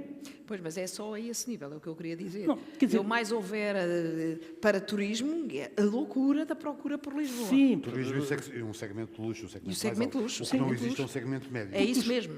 E por razões que eu também acho que há outro tema, quer dizer, que é um tema que tem sido muito debatido e que ninguém consegue dar a volta, que é nós criámos, eu escrevi isto no público, nós criámos uma condição de tal exigência para a habitação. Exato. Que o nível de regulamentação é tão grande, tão asfixiante. Por exemplo, um exemplo, é obrigatório carros de estacionamento em todo o lado. Portanto, os rácios mantêm-se tudo, seja de habitação social, seja o que for. Portanto, nós criámos uma condição de exigência, de acessibilidades. Tudo bem, regras que importámos na União Europeia, ainda carregámos mais, ainda tornámos mais rígidas exigências, que hoje em dia, o que muda entre a habitação de um rico e de um pobre, literalmente o que muda é o código postal e os acabamentos da casa de banho e da cozinha. Porque, de resto, é tudo igual. Não há mais nada. É tudo igual. Portanto, eu se for um promotor imobiliário e pensar assim, vou fazer o esforço todo do licenciamento, comprar um terreno, etc, vou construir. Se vou construir, melhor é construir, se vou gastar 2.000 euros a construir 1 metro quadrado, melhor é vender num sítio onde eu vendo garantidamente a 6, ou a 8, ou a 10, do que vender num sítio onde eu vendo a 2,5. Portanto, porquê é que eu vou construir em Almada ou aqui fora de Vila Nova de Gaia se eu posso construir no centro do Porto e está vendida à partida? Portanto, nós próprios é que criámos, quando eu vejo, eu fico enervado, fico com apoplexias quando vejo os meus colaboradores a dizer não, Paulo, porque agora não, a lei não permite, porque não sei o que, isto não tem que ser, e agora é o isolamento, e agora é a lei das acessibilidades, tem que criar não sei o quê. Por exemplo, vou dar um exemplo, na Suíça, por exemplo, pode-se construir um edifício com 4 pisos, a Suíça é um país riquíssimo, não é? Pode-se construir um edifício normal de 4 pisos com um elevador no centro e uma escada de caracol à volta. Metade dos apartamentos do Estado Novo, onde nós vemos na cidade, do Porto ou de Lisboa, são assim. Hoje em dia não, em Lisboa nós temos que ter, em Lisboa e no Porto, em todo o país, temos que ter 2 elevadores, não se vão estragar, não é? 2 elevadores, uma caixa de escada fechada a corta-fogo. Não sei que os bombeiros suíços são muito diferentes dos bombeiros portugueses. A verdade é que passou a ser assim. Portanto, está tudo assim, é um campo minado, não é possível. E quando a Secretária de Estado, no último governo, dizia com uma coisa extraordinária, que ela dizia, nós estamos agora, até com verbas do PRR, conseguir juntar todos os decretos, que são 3.000, salvo erro, 3.000 decretos, uma plataforma que vai ter todos os decretos. Este era, quer dizer, não era acabar com os decretos, era conseguir juntá-los numa única plataforma, porque as pessoas não sabem. Portanto, nós criámos um campo minado. Vou só terminar com esta história para nós percebermos a dificuldade que tem sido captar dinheiro. Eu recordo, na variação do João Soares, o João Soares tentou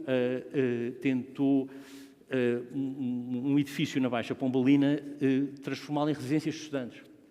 E, na altura, pôs o edifício é concurso público para promotores que quisessem desenvolver para fazer um conceito de exploração, coisa parecida. E não apareceu um único. E a maior parte deles, a explicação que deram foi que achavam que a Baixa de Lisboa não era segura. Portanto, isto foi há 3 mandatos e meio. Sim. Centro Histórico de Lisboa. Centro Histórico, de melhor zona, que hoje em dia é disputadíssima. Sim, mas há Era 3 o- mandatos e meio era outra É Lisboa. verdade, mas ainda hoje nós achamos que é um mar de estala-se os dedos e aparece o dinheiro e os bancos têm dificuldade a construir para arrendar. É impossível, portanto, só se conta com o público. Portanto, é muito difícil. Estes fenómenos de gentrificação resultam apenas do medo que os promotores têm. Cristina está a ficar com uma apoplexia, força. Não, era só porque, por acaso, pegando nisto que o Paulo dizia, pronto, não vamos entrar agora na gentrificação, porque senão isso daria outra conversa. Mas há aqui um ponto realmente que é, por exemplo, mesmo na chamada lei hoteleira, uma certa rigidez que já não é compatível com os tempos. E estamos agora a revê-la e eu continuo a olhar e o Estado continua com a mesma rigidez, que é os mixed use. Ou seja, quer no tempo, e voltamos a esta questão da satisfação de uma necessidade. Eu estou farta de dizer, por que raio é que não é possível construir, ter hotéis com uma dupla utilização, que de inverno servem de residência para estudantes e para professores e para, sobretudo os professores. Os cais são diferentes. E depois, tal qual, e depois chega ao verão e este movimento migratório, seja permitido, as pessoas voltam para casa, e serve realmente para o turismo. Isto, e quem diz no tempo, diz também no espaço. Começou em Nova Iorque de ter realmente os apartamentos que eram misturados e arrendados nos hotéis por períodos mais longos. Hoje, esta questão de poder fazer este mixed use. Porque é que eu não hei de ter uma parte do edifício que é residência sénior, e por cima já se sabe, enfim, com tudo o que é o envelhecimento ativo, etc. Residência sénior, residência para estudantes, residência para turistas, somos todos residentes temporários, não é?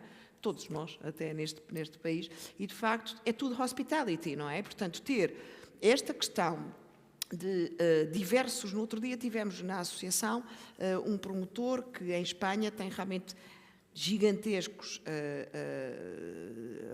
empreendimentos para residências estudantes, tem alguns excelentes em Lisboa, maravilha, luxo, não é? E ele dizia que, de facto, em Espanha, não sei em que comunidade, porque aquilo também cada uma tem as suas regras, mas, de facto, tem duplo uso, duplas licenças. Isto que o Amilcar estava a dizer, não eram cais diferentes só, era a questão de ter uma dupla licença. É evidente que isto também significa o nível do planeamento urbano.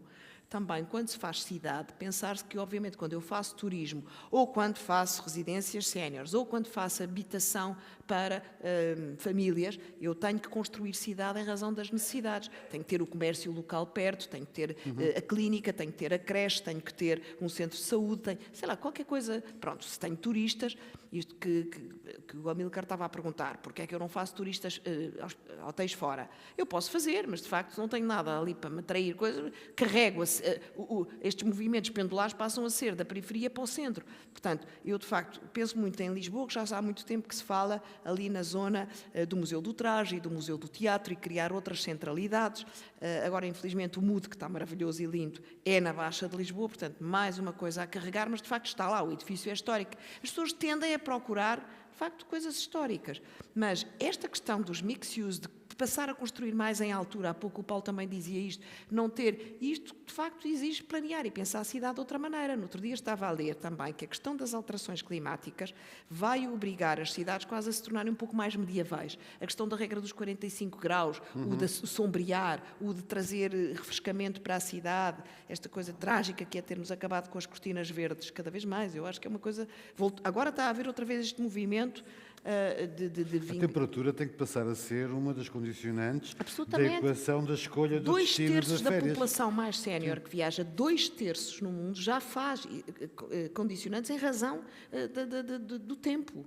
Quer dizer, nós, de facto, o turismo pode ser uma grande vítima das alterações climáticas, mais do que criá-las, vítima das alterações climáticas. E nós, como habitantes do planeta e todos a envelhecer, os que aqui estamos ótimos, mas vamos envelhecer, e, portanto, temos que pensar como é que esta situação, é o que eu digo, uma cidade tem que ser preparada, se for boa para viver, é naturalmente boa para fazer turismo. O inverso já não é verdade. Portanto, toca a preparar a cidade para os que cá estão, para os que cá vivem e seguramente o turismo vem. Mas também não podemos parar o turismo, ele vem. Vou aproveitar o auricular e perguntar à Regi se o tempo que me falta para o debate é real ou não. É real? Ok, pronto. Temos 12 minutos e, portanto, acho que vou passar à audiência. Rui, queres dizer alguma coisa? Não, vou esperar para a audiência. Acho que passava à audiência a formulação de perguntas. O tempo é curto, comprometi-me a executar com rigor algum microfone que possa ser usado. Ok. A primeira pergunta é sempre difícil.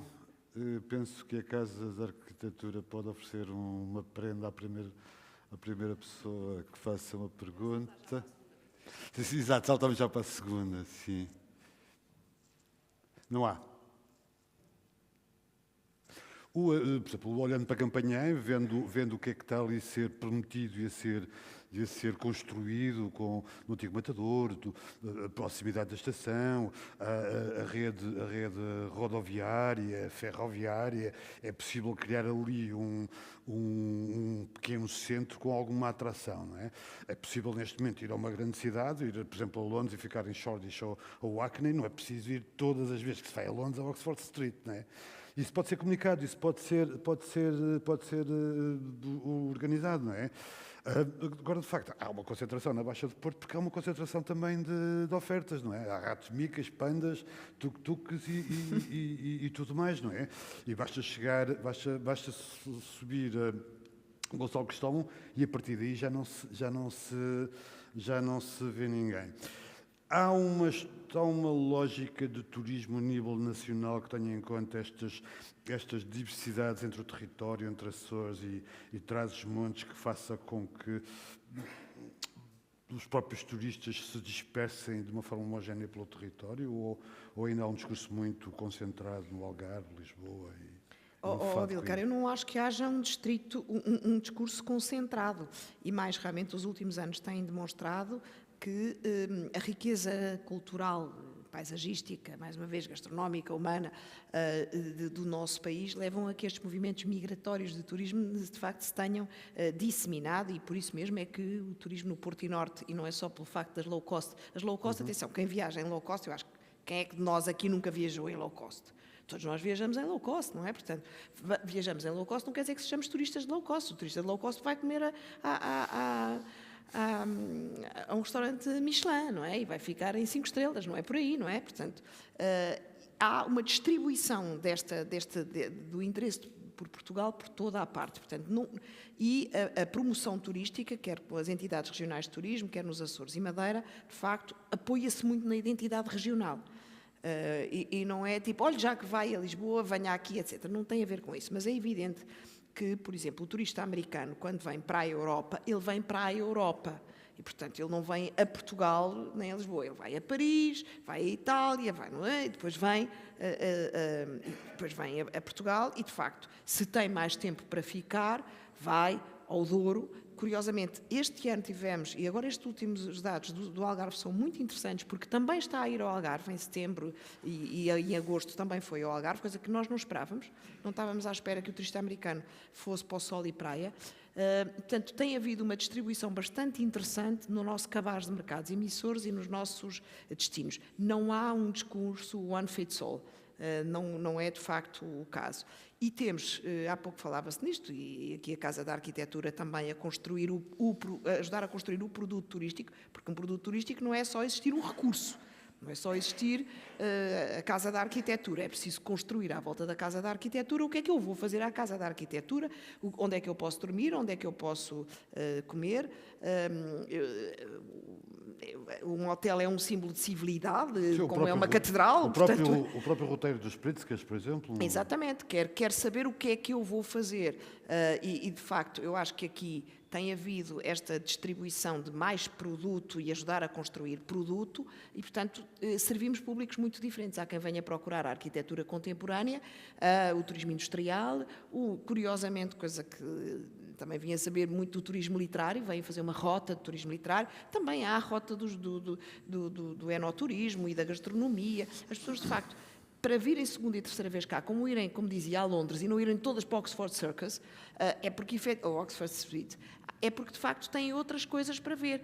E sendo os maiores destinos mundiais, Londres ou Paris ou Espanha, estão sempre a reinventar-se e a encontrar outra forma de convidar a uma revisita, porque nós queremos reter o turista, aquele que não é por, já fui, a Londres já fui, não é isso, nós temos, agora há uma nova exposição, vou a Madrid porque, entretanto, curiosamente, Madrid é um exemplo interessante de cidade que sabe crescer, não tem taxas turísticas já agora, a Espanha não tem taxas turísticas, tirando em Barcelona, Sevilha vai agora fazer uma taxa de entrada, ou seja, e Madrid tem sabido crescer, criando outras centralidades e criando ali outros polos.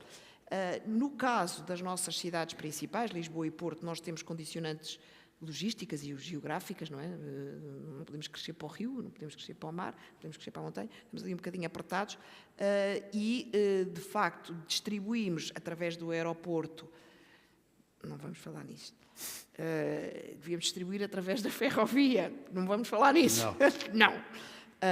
De facto, distribuir melhor para o resto do território. Nós somos um país pequeno e diverso, é verdade, mas não é assim tão simples, como eu hoje provei, vir de Lisboa ao Porto assim num instantinho, não é? Portanto, somos um país relativamente pequeno, uma diversidade concentrada, como se costuma dizer, com uma riqueza muito grande, mas eu acho que é interessante convidar para várias visitas. A outra coisa é, como estamos na ponta extrema da Europa, 90% e tal dos turistas que nos procuram é de avião. Portanto, cuidado com isto quando andamos aqui a dizer que é preciso começar a restringir acesso aéreo, etc. Porque se for assim, então ninguém cá chega, não é? E, portanto, temos uma série de desafios e oportunidades pela frente, ainda temos espaço para crescer, sim, fora, de facto, dos centros urbanos. Isto que o Amílcar estava a dizer e o Paulo também sublinhou, de procurar distribuir melhor o investimento fora dos polos e da reabilitação pura e dura, enfim, é algo que também tem que ser equacionado. Só queria terminar com isto. Quando me falam na identidade que se perdeu e na alma da Baixa de Lisboa e da Baixa do Porto, eu digo, mas que alma, bom Deus, é que há 20 anos havia na Baixa de Lisboa e na Baixa do Porto? Eu tinha medo de atravessar a cidade, medo de atravessar a Baixa. Quem é que vivia? Vocês sabem, quando houve o incêndio do Chiado, em 1988, morreram 2 pessoas, um bombeiro e um residente. Sabem porquê? Sabem quantas pessoas viviam na Baixa Chiado? Em 1988, quantas famílias? 5. 5 famílias. Portanto, não me venham com histórias que o turismo desalojou as pessoas. Não desalojou, não havia. Não havia pessoas na Baixa de Lisboa. No Porto, enfim... Paulo, força, claro que sim. Eu só fazer uma provocação. E que se prende com aquela ideia da dificuldade de investimento e de build to rent e os problemas da gentrificação. Nós falámos de imigração, falámos de 2 temas que foram, o último governo acabou, que eram o residente não habitual e os vistos gold. O visto gold em Portugal tinha uma característica muito própria, é que o comprador do visto gold ficava com o visto de entrada na Comunidade Europeia, mas só precisava de ficar em Portugal, salvo erro, 10 dias por ano. Portanto, na verdade, não ficava residente. E o que eu acho interessante é que talvez seja o único investidor que, tendo este benefício do visto, tenha feito verdadeiramente o build to rent. Ou seja, todos os projetos vistos gold que eu conheço, de edifícios, foram postos no mercado de arrendamento, com uma disponibilidade que, quer dizer, porque as pessoas não vivem cá, compraram um imóvel. 356 dias por ano. Exato, portanto tem que o pôr à venda, depois ficam num hotel quando entram em Portugal. Portanto, eu fico sempre curioso, nós acabámos o visto gold porque dizíamos que estávamos a gentrificar, mas na verdade as pessoas compravam os edifícios, reabilitavam, nos casos da reabilitação, ou construíram de raiz, vendiam-se vistos gold e depois os vistos gold eram postos no mercado de arrendamento. E nós acabámos com esse instrumento. Tenho alguns mixed feelings sobre esses imigrantes. E a outra coisa é o residente não habitual, que eu acho curioso. Nós também acabámos com o residente não habitual. O residente não habitual eram pessoas que vêm para Portugal com capacidades financeiras supostamente elevadas e pagavam só 21% de todos os seus bens. Mas todos os seus bens, leia-se fora de Portugal, portanto, nós podíamos estar a receber dinheiro da Argentina ou da Suíça, que entrava cá portanto, e nós acabámos com esse modelo também porque achámos que era um modelo injusto do ponto de vista fiscal. Mas eu pergunto-me, por exemplo, se nós temos as empresas do PSI 20 e 80% das empresas do PSI 20 consolidam as contas na Holanda e, portanto, empresas até estatais, como a EDP, porque é que nós temos que ser o mais bem comportado da família europeia e não podemos ter residentes suecos ou holandeses a pagarem cá o seu IRS minorado? São questões que eu acho que são curiosas, postas neste contexto da imigração e da residência. Ou seja, o facto é que nós continuamos a ter residentes não habituais nos Estados Unidos, no Canadá, na Grécia, no Chipre, em Itália. Em Espanha. Em Espanha. E Portugal não tem. O aluno mais bem comportado, como sempre. Será que faz sentido? Será que nos beneficia alguma coisa? Quer dizer, o Philip Stark, o Louboutin, assim, essas figuras mais famosas... Esses Põe que a Madonna também. Esses aproveitaram todos bem. Mas, por acaso, esses ficaram cá mesmo depois. Pagam impostos já normais. Talvez seja um bocado sociólogo demais, não é? Portanto, lembro-me sempre de um dos paizinhos da sociologia, o Sr. Durkheim, que era um senhor bastante inteligente, Exato. e que dizia que um dos problemas das sociedades modernas era o risco permanente de anomia, que, traduzido em miúdos, significa o risco de haver, a certa altura, uma demasiada fluidez moral. Não é? Portanto, eu acho que as questões da justiça são questões relevantes. Não é? Acho mesmo que são questões relevantes. E eu acho que elas estão... E, sobretudo, é relevante não pôr a utilidade dos processos acima de tudo o resto. Porque, por exemplo, isso vai nos matar, corre o risco de nos matar na política de imigração. As tais relações abrasivas Sim, entre os... porque Porquê é que eles pagam menos? Porquê é que não, não mas, exatamente, mas e no caso dos imigrantes, pôr a utilidade acima de tudo. Quer dizer, os imigrantes são pessoas, muitas delas vêm independentemente de serem úteis. E nós temos que admitir que temos a obrigação de receber imigrantes independentemente de eles serem úteis. Não é todos, mas é uma parte. Eu, num artigo que publiquei no Público, já estava farto de ouvir falar da procura de talento e escrevi uma coisa chamada o talento horrível, ou qualquer coisa assim de género. De facto, estava mesmo farto. Nós não podemos andar à procura de pessoas exclusivamente pela sua utilidade. Tem que ser, mas... Sr. Professor, mas a Europa temos não é que isso aguentar que agora algum... está a acontecer. Não, mas em Portugal é. Pois, mas é que... O discurso todo é os imigrantes contribuem para a segurança social. É verdade. E devemos agradecer isso, e devemos estar contentes com isso, e devemos procurar migrantes para a sua utilidade. Agora, temos que estar abertos à possibilidade de ter alguma migração para além da utilidade que ela tem. E isso vai acontecer. Mas tem Vai que ter acontecer, projetos de vida. mas não tenhamos a menor dúvida. A África vai ultrapassar, em 2070, a Ásia em termos populacionais. Se alguém pensa que nós não vamos ter pressão migratória da África... É melhor ir dizer isso ao Comissário Europeu, que neste momento tem imigração, não que é digo bem. austríaco. Pois, mas vamos ter. E vai dizer a França Vamos e a ter. Espanha, porque senão corremos o risco de todos estes que entram por aí vão empurrados, chegam a Portugal sem projeto de vida e sem programa de vida. E, portanto, este é um tema que eu acho que é outro. É um tema que é importante. E, portanto, em relação agora ao contrário, também acho que as questões de justiça são relevantes. Eu sentia-me mal, quer com os vistos de gold, não é por gentrificar, não gentrificar, outra coisa qualquer. Sentia-me mal pelo nível de mercadorização do visto, neste caso, e pelo nível de injustiça fiscal que havia.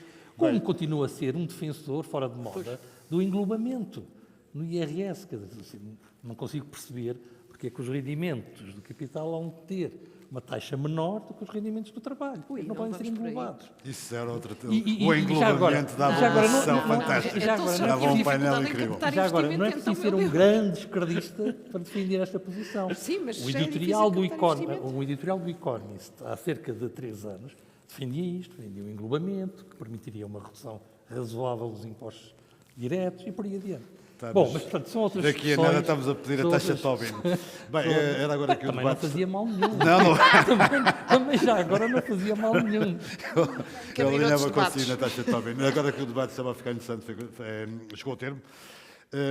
Todavia, acho que me dão algum espaço de manobra para voltar a perguntar se alguém quer fazer alguma pergunta da audiência. Não? Pronto.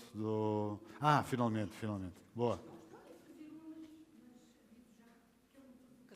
Força. Qualquer um deles está Muito interessado bem, nisso. foi dito aqui claramente... Desculpe. Maria do Rosário Pires, mas não sou familiar do professor Rui Pena Pires. Portanto, a minha questão é a seguinte. Foi dito aqui claramente que precisamos dos imigrantes. Precisamos. foi repetida várias vezes esta palavra. E o que é que nós estamos a fazer em termos de planeamento para acolher esses imigrantes que precisamos? Quais são as condições de vida que eles têm neste momento? Ou seja, o que eu ouvi aqui, tirando a palestra apresentada pelo professor Rui Pena Pires, o que eu ouvi aqui foi uma autêntica publicidade ao turismo. Desculpem, mas foi isto que eu entendi aqui. E agora a minha pergunta ainda vai mais longe e pergunta-se, e eu digo, as pessoas imigrantes, em que condições é que elas estão a viver? Sem casas? Estão a ser explorados? E o que é que nós fazemos por isso? O que é que o Estado faz por isso? Quem os emprega, as tais empregadoras que precisam da mão de obra dos imigrantes, o que é que faz? Não faz nada, apenas o lucro, porque vai pagar pouco, é uma mão de obra barata. É esta a minha questão. Obrigado, Maria Pires, pela pergunta. Aproveitava já a segunda, ali mais uma pessoa. E comprometo-me com a Regi não ultrapassar os 15 minutos. Se quiserem pôr a contagem decrescente outra vez, agradecia. Força. Alguém quer responder? Boa tarde. Silvia Alves, consultora imobiliária, venho de Chaves. A pergunta é relativamente aos vistos Gold e às questões dos residentes não habituais. E isso acabou por ser um fenómeno que se restringiu unicamente ao Algarve, a Lisboa e ao Porto, quando muito. O resto do país ficou completamente à margem disso e a única coisa que levou foi a especulação imobiliária. Nem os cofres do Estado ganharam muito, nem o país em si ganhou muito. Não porque sejam positivos ou negativos, provavelmente, mas porque não foram estabelecidas as devidas regras para os instaurar e para os estabelecer cá. E, além disso, acho que a questão da especulação imobiliária foi mais negativa do que positiva. Muito bem, obrigado. Em relação à primeira questão, de facto, o tema deste debate que está estipulado a partir estando nós numa Casa de Arquitetura, era tentar encontrar o nexo de relação entre imigração e turismo e tentar questionar, portanto, o tema não era propriamente esse.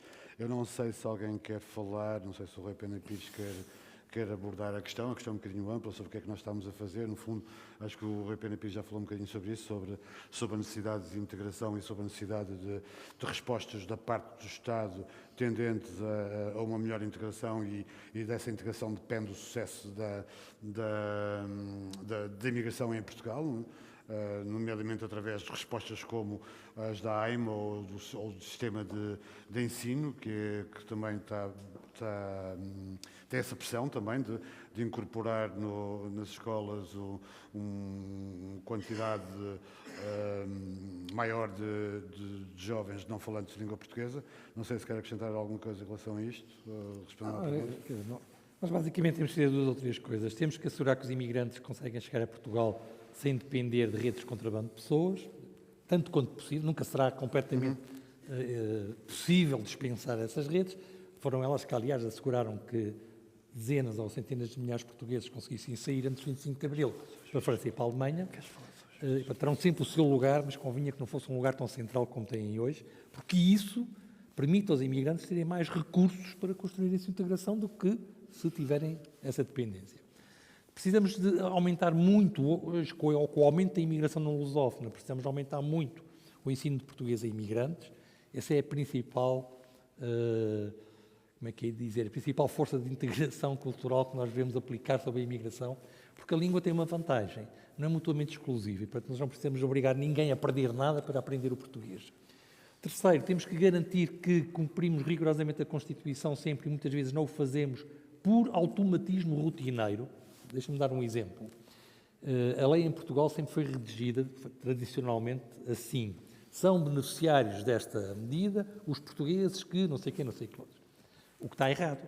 Na Constituição devia dizer os residentes em Portugal, Primeira lei em que o destinatário era definido como um residente em Portugal foi a lei do rendimento mínimo garantido. Foi a primeira vez, no tempo do Eugênio Guterres. Por causa de alguns segmentos da população. Exatamente, mas a primeira vez foi assim definida. Mas por automatismo a pessoa escreve, o legislador escreve, O os ministro do portugueses. Trabalho da época era o sociólogo. Como? O ministro do É verdade, é sociólogo meu colega de gabinete, lá no ISCTE. Eu aqui há uns tempos, quando estava a ser feita a lei de bases de habitação, suspeitei de pedir, mostrem-me lá o draft do que está a ser feito para ser apresentado. E lá estava. Os portugueses, direito à habitação é para os portugueses, não pode ser, é para os residentes em Portugal, é o que está estabelecido na Constituição e aquilo foi aplicado muitas vezes, pois criamos às vezes problemas a nós próprios sem necessidade nenhuma. Portanto, precisamos disso, porque precisamos estender as políticas sociais aos imigrantes que precisam delas. Eu não me venho, sim, um mediador cultural, isto, aquilo, pode ter alguma importância, mas o mais importante que nós temos é garantir que os imigrantes que precisam de apoios sociais têm os apoios sociais que precisam, ponto. Tem um tratamento igual aos cidadãos portugueses. A questão da igualdade de acesso aos direitos é aqui muito importante. E depois precisamos ter políticas de território que não concentrem os imigrantes. Deixem-me só contar uma história muito rápida sobre isto. O meu primeiro trabalho sobre migrações não foi sobre as migrações clássicas, foi sobre a integração no 500 mil de retornados que chegou a Portugal em 75. E uma das coisas que eu, na altura, li foi as memórias do general Silva Cardoso, acho eu, que foi o alto comissário para os retornados. Sim. Que organizou a ponta aérea de Angola, etc. Ele escreveu um livro de memória e eu li aquilo e ele contava a seguinte história. Quando foi convidado para ser alto comissário para os retornados, pôs uma condição. Foi ir à França ver o que é que tinha acontecido com a integração dos Pieds Noirs, dos retornados franceses de Argélia. Já aconteceu uma vez, já agora quero ver o que é que eles fizeram, bem e mal. E diz ele em resumo. E vim de lá com uma conclusão. Dispersem-nos. Foi aquilo que eu aprendi com os franceses. Que eles não fizeram mal e para ter os problemas todos. E, portanto, eu fiz. E quando uma pessoa vai estudar o que aconteceu a seguir nas políticas públicas da época para a integração dos retornados, todas elas tiveram como objetivo dispersar e conseguiram fazer essa dispersão. E isso eu acho que é muito importante, porque se nós concentramos no território categorias de pessoas, nós estralhaçamos a sociedade. Criamos aquilo que o Amartya Sen chamava o monoculturalismo plural, não uma sociedade verdadeiramente multicultural no sentido plural na sua diversidade individual, mas em que temos comunidades fechadas, monolíticas, lado a lado, que dificilmente interagem entre si. Portanto, eu diria que essas são as grandes questões que temos que resolver outra coisa já agora. Nós temos que resolver o problema da legalidade da imigração. Esse problema é fundamental. Temos que ter vistos, por um lado, e temos que, para além de ter vistos, temos que conseguir resolver o problema que está na origem da possibilidade, com muita facilidade, um imigrante fixar-se irregularmente em Portugal. Vamos lá ver uma coisa.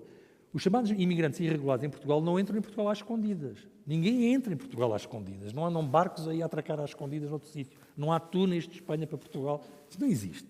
As pessoas entram com vistos de turismo. O que é que acontece? Acontece é que as pessoas podem fixar com facilidade, estando irregulares, porque o nosso nível de regulação do mercado de trabalho é lamentável. É a informalidade do mercado de trabalho que permite esta fixação. E, portanto, se nós queremos controlar a fronteira, não vale a pena mandar 50 mil polícias para a fronteira que não servem rigorosamente para nada. Nós precisamos, para regular a imigração e os fluxos, precisamos de um mercado de trabalho menos irregular, de um dia para o outro, não é por decreto, mas precisamos caminhar no sentido de reduzir a informalidade do mercado de trabalho e depois precisamos das outras coisas que eu disse. Acho que com isso, se conseguíssemos fazer isso, passar vistos, ensinar português, dispersar as populações e fiscalizar um pouco melhor o mercado de trabalho, já tínhamos dado passos gigantescos nas nossas políticas. Bem, temos 7 minutos e temos uma segunda pergunta da Sofia. A Sofia questiona a mesa sobre a benevolência dos vistos Gold e de se terem transformado apenas numa agiotagem, numa especulação imobiliária. Como é que um arquiteto olha para a especulação imobiliária em Portugal? Eu simpatizei, do ponto de vista de uma posição de um homem de esquerda, obviamente, quer os vistos Gold, quer o residente não habitual, é uma situação insustentável. A minha pergunta é como é que, numa Europa que devia ter alguma equidade fiscal, países de esquerda há 10 anos, como a Espanha, e esquerda até muito profunda, com a posição, por exemplo, do Podemos, etc., manteve o residente não habitual e os vistos Gold. E como é que nós concorremos na Europa, em circunstâncias idênticas, para captar investimento? Porque os países lutam entre si para captar investimento. Se eu sou um investidor estrangeiro e digo assim, não, mas ali em Espanha é melhor, porque as oportunidades são melhores do que em Portugal, vou investir em Espanha. Portanto, eu tenho muita dificuldade em perceber esta ideia de especulação. Eu acho que quem faz qualquer coisa, quem promove um edifício, o que seja, corre riscos, não é? Pode correr mal, as coisas podem de repente haver um 2007, um Lehman Brothers, e a pessoa perder o dinheiro todo, ou perder o imóvel, etc. Portanto, eu tenho muita dificuldade em entender esta ideia de especulação. Eu acho que houve alguma efervescência, principalmente no princípio, mas nós temos que nos lembrar que não acontecia nada. Ninguém queria meter dinheiro em Portugal. Não sei se recordam disso, quer dizer, nós tivemos que vender os nossos anéis, não é? Os aeroportos, etc., porque não havia investidores, ninguém queria comprar, nem EDPs queriam comprar ações da EDP, quer dizer, a REN, a Rede Elétrica Nacional. Portanto, estamos a reportar-nos a uma altura em que não havia compradores, pessoas que quisessem pôr dinheiro em Portugal. Portanto, quando apareceu os vistos gold, foi uma luz. A minha única dúvida é assim, porquê que então, na Europa, todos os outros países mantêm? Isso é que é a minha dúvida, é porque nós nos tornamos menos interessantes, auto-infligimos isso sobre nós. Eu, por exemplo, se fosse um trade-off e Portugal dissesse assim, está bem, mas nós vamos deixar, a Holanda vai deixar de consolidar as contas das empresas portuguesas, das grandes empresas portuguesas, porque os nossos impostos da EDP são pagos na Holanda. Isso para mim, acho que custa-me mais. Bem, temos de terminar. A Cristina fica com a prerrogativa de fechar esta sessão. É a questão da igualdade. Não é uma questão de igualdade, é mérito.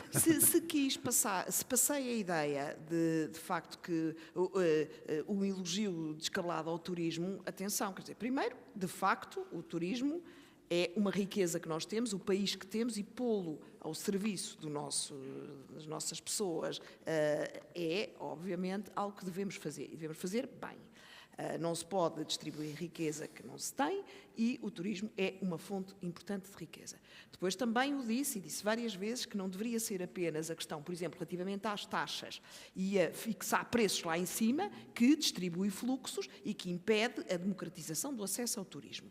Também disse que não se para o vento com as mãos. O 1,8 mil milhões de turistas que vamos ter em 2030 vêm de países que estão neste momento a aceder, cujas classes médias estão a aceder à capacidade de viajar, e isto não vai parar. A Europa é o primeiro destino do mundo, continuará a ser o primeiro destino do mundo e, portanto, enfim.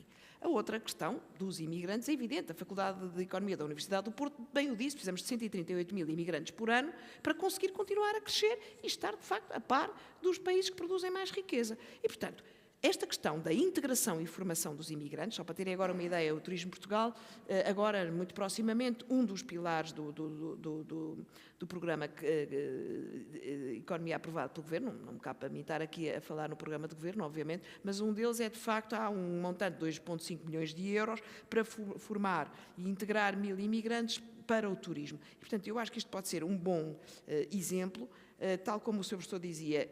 Os imigrantes têm que ter o acesso aos mesmos direitos, enfim, em condições de igualdade, de necessidade com os residentes em Portugal, mas também têm os mesmos deveres. E, portanto, esta circunstância não é a aculturação à bruta, não é isolar, pelo contrário, já sabemos que isso só dá conflito. Portanto, mas a verdade é que a integração, por exemplo, neste momento, os empreendimentos turísticos cada vez mais têm que ter alojamento para os seus trabalhadores.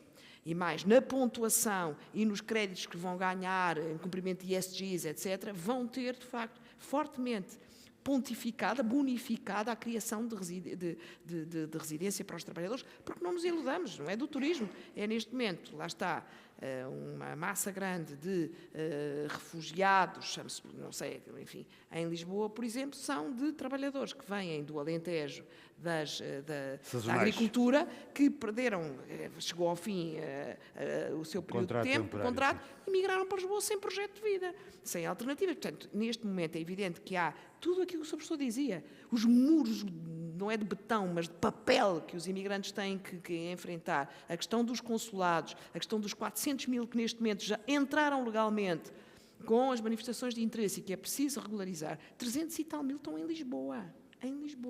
São cerca de 70 mil no Porto e um pouco mais distribuído pelo país. Portanto, nós estamos mesmo a ter uma pressão grande e temos que a resolver. Agora, não podemos fechar os olhos ao que se está a passar no resto da Europa. Eu volto a dizer, o Comissário da Imigração, e não estou aqui a fazer nenhum labelo contra os austríacos, mas é austríaco. Portanto, eu diria assim... Se Sim, Portugal... vais olhar para as últimas eleições e perceber o que é que pode ser a Áustria e a importância da Áustria. Claro, E com a Áustria nos despedimos deste painel. Obrigado por terem vindo, por terem participado e terem assistido. Obrigado.